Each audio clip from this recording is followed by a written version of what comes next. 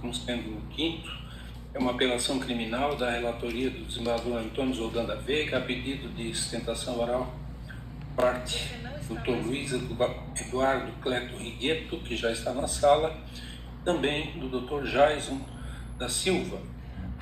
Não sei se já conversaram entre os defensores quanto à divisão do tempo, ou se simplesmente controlamos aqui metade para cada um. Dr. Luiz Eduardo. Bom dia. Me ouvem?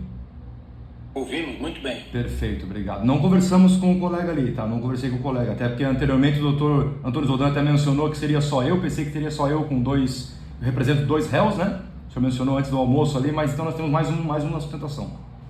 Tem o Dr. Jaison da Silva. Perfeito. Convido para ingressar. Sua Excelência, boa tarde.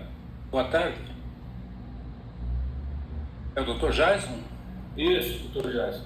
Vossa Excelência pode ingressar na sala, por favor?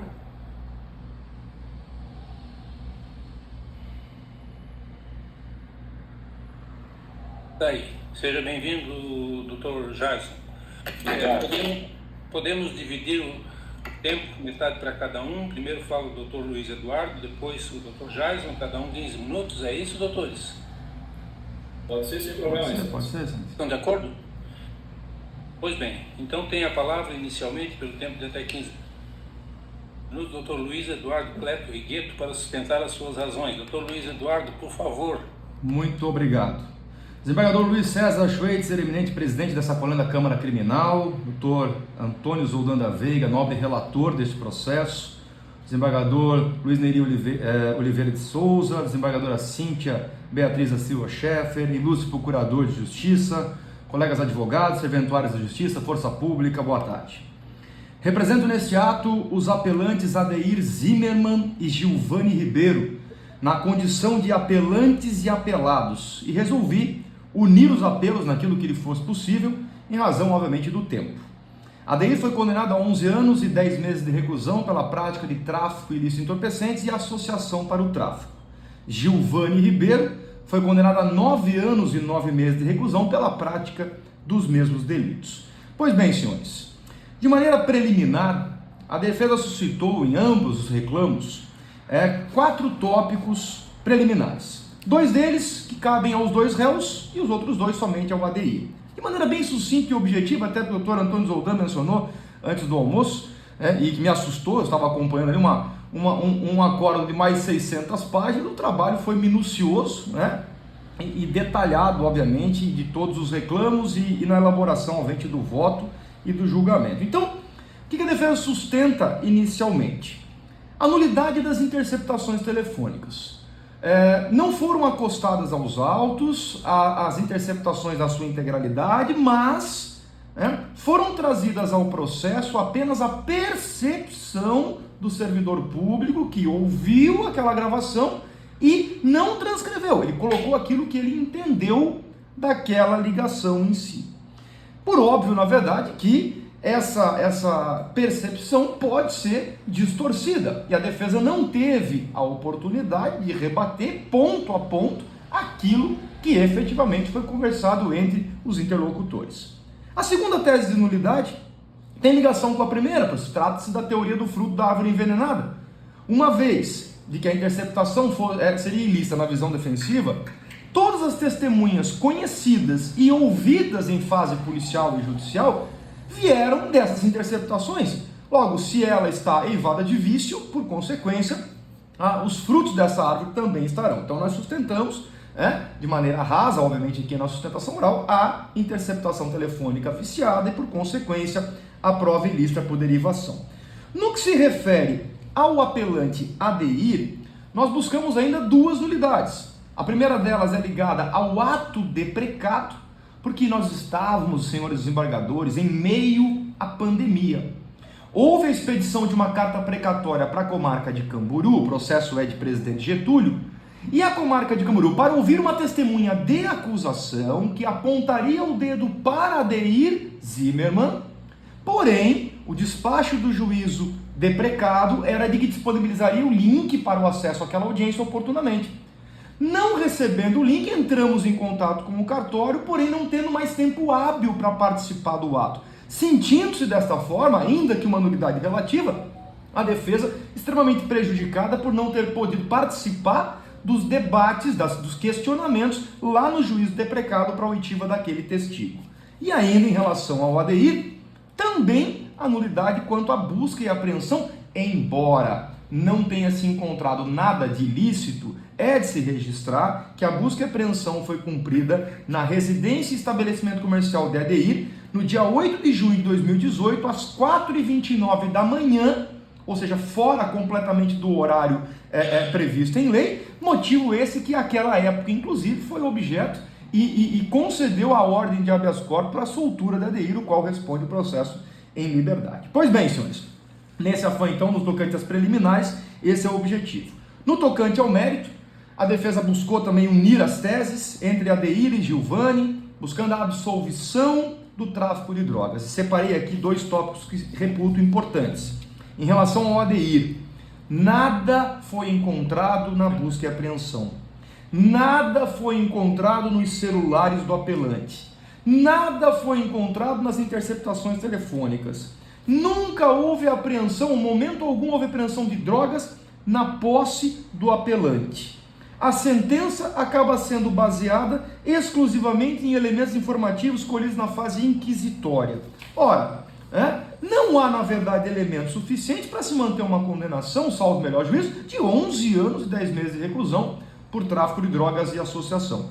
No que se refere ao apelante Gilvani, da mesma forma, embora as interceptações aí tragam uma possível negociação ocorrida em 3 oportunidades no processo, 5 de dezembro, 2 de dezembro de 2017 e 16 de fevereiro de 2018, entende a defesa que diante da própria ausência de apreensão de drogas, ausência de flagrante e assim por diante, aquilo não teria passado de um ato preparatório. Então a defesa buscou, no seu reclamo, a absolvição de ADIR e Gilvani no que se refere ao crime de tráfico de drogas.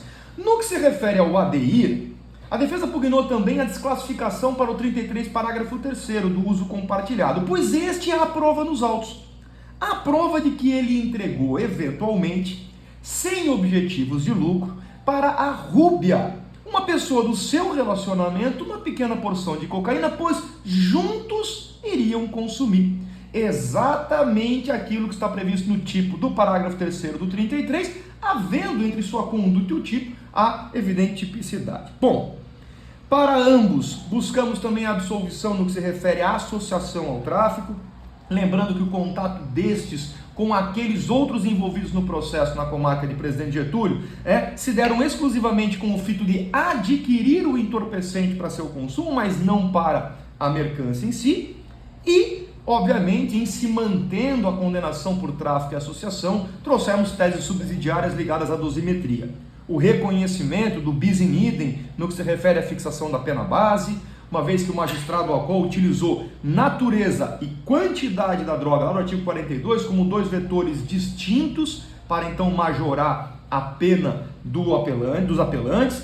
No tocante à culpabilidade, mais uma vez o magistrado Acó fez a majoração da culpabilidade, trazendo a droga envolvida, obviamente, naquela ocorrência. A circunstância do tráfico, o magistrado utilizou alegando a diversidade do modus operandi. Senhores desembargadores, olha só, o magistrado disse expressamente que, abro aspas, apurou-se que o acusado, por vezes, falando do ADIR, se utilizava do estabelecimento de sua propriedade como ponto de venda de drogas, tendo ficado comprovado, inclusive, que alguns usuários utilizavam o banheiro para ter acesso e consumir drogas ali mesmo. Não há nos autos, excelência. Eu revirei esse processo, eu acompanho esse processo desde a prisão em flagrante, lá atrás, desde as prisões preventivas. Não há nos autos, a polícia não logrou o êxito em flagrar tráfico de drogas, muito menos modus operandi. A polícia, na verdade, não afirmou durante a instrução processual ter presenciado qualquer conduta de tráfico relacionada a ADIR Zimmermann. Não há um agente sequer que tenha presenciado o tráfico, muito menos o tal disque drogas que eles acreditaram existir, e muito menos foi extraída qualquer conversa dos celulares que afirmasse tal fato. Ou seja, não há relação que se sustente para uma eventual associação criminosa. Por fim ainda, e aí no quesito inclusive, aumento da pena nas circunstâncias do crime. Ainda em relação à diversidade de drogas, muito embora tenha se envolvido no processo, cocaína e maconha, nunca apreendidas em relação a Adeir e a Giovanni, né? Temos posicionamentos do STJ com variedades de droga, onde não autorizaram a majoração da pena. Pugnamos ainda pelo privilégio, haja vista que Adeir e Giovanni são primários, têm bons antecedentes, não se dedicam a atividades criminosas e nunca integraram a organização criminosa. Ambos tinham trabalho lícito. Adeir até hoje tem a Pig Burger, que é uma lanchonete. O Giovanni, por ter permanecido o processo preso, obviamente estava sem labor lícito, mas à época era proprietário de um food truck. Trouxemos ainda restituição de bens, que na visão da defesa não tinha qualquer relação com o tráfico, e por óbvio vai depender da visão de Vossas Excelências, no tocante à mudança ou não do parâmetro de decisão do magistrado Acor. E por fim, senhores, lembramos agora, no que se refere ao recurso ministerial, como mencionei anteriormente, somos apelantes e apelados.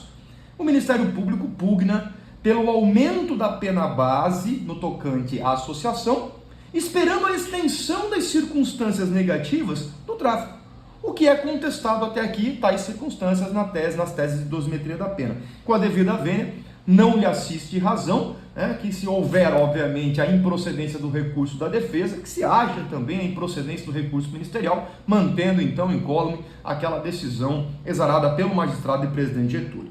Nesse sentido, senhores desembargadores, otimizando o tempo e ciente da agenda complicada no dia de hoje dos senhores, a defesa pugna pelo conhecimento e provimento do recurso defensivo para reconhecer as nulidades suscitadas, no mérito absolver os apelantes do tráfico de drogas, desclassificar a conduta de Adeir para o uso compartilhado, absolver os apelantes dos crimes de associação para o tráfico e na dosimetria da pena pela sua readequação nos termos já expostos. E quanto ao recurso ministerial, pelo seu conhecimento e desprovimento.